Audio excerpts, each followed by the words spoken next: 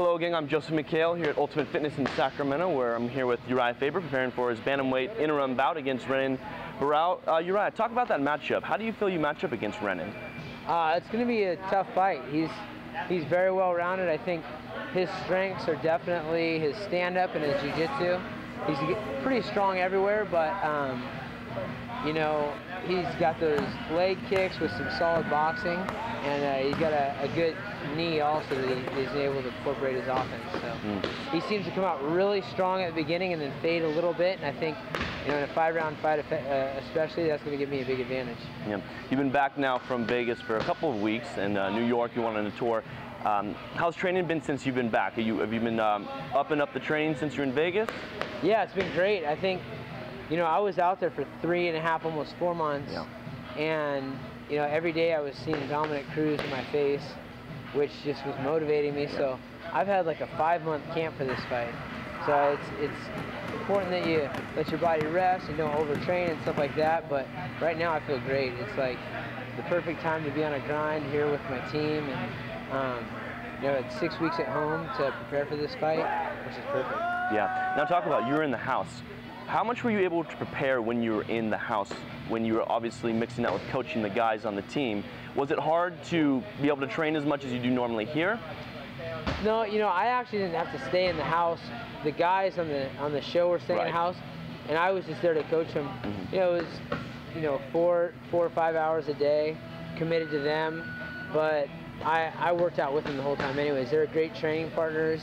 You know, a lot of the guys were probably naturally 45-pounders and some solid 55-pounders, and that's what I train with here anyway. So, you know, I just use it as a time to kind of refresh my technique and get a great workout in. Now talk about some of your teammates were able to join you. Obviously Chad was there, Master Tong was there, TJ, some other guys, Lance. How was it having them there to, you know, train with you and then have them help coach the team members? It helped out a lot. I mean, it doesn't make sense to do everything on your own, and those guys all brought something to the table. You know, we had Justin Buckles helping the lead class, and we had Joseph there, and Chad and TJ to jump in and do sparring and add in their own little, you know, adjustments and stuff like that. Lance was running the wrestling. Fabio and Dustin were doing jiu-jitsu, and it was great, man. I mean, the guys really got a lot out of it, and we won the show, you know? Yeah, great. Congrats on that. And, you know, there's a little bit of a surprise for you. You weren't sure who you were going to fight when they announced Dominick was going to be out. When Renan came out, were you expecting that, or were you expecting somebody else? I originally was expecting to fight him, and then, you know, Dana was kind of like leading me on a false trail for a little bit, and like a couple days before he said it was going to be somebody else. So I was a little bit shocked, but originally that's what I thought I was going to fight. Right. Now, what was it like learning the injury of Dominick? Kind of, you know, you really wanted to fight him, get your redemption, beating him again, you know. What was it like finding out that he's going to have to now sit out for a while and, you know, you can't fight him?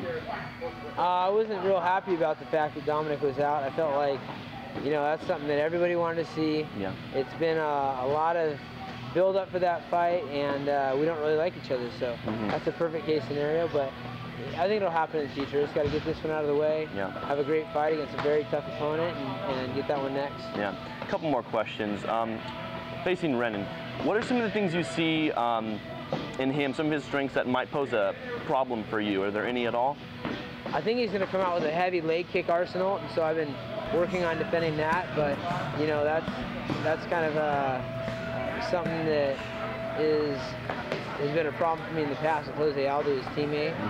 I don't think he's as fast or as athletic as Jose Aldo, but that's one thing. He also has some tricky little stuff, like there's a spinning kick, which is kind of dangerous, and he's got some real accurate, like, high knees that I'll be looking out for, but you know, I've got weapons myself. I've been working a lot on my stand-up over the years, and I feel like this is going to be a fight to showcase a lot of different things. Yeah. Now, if you can give us any insight, where would you like to take this fight?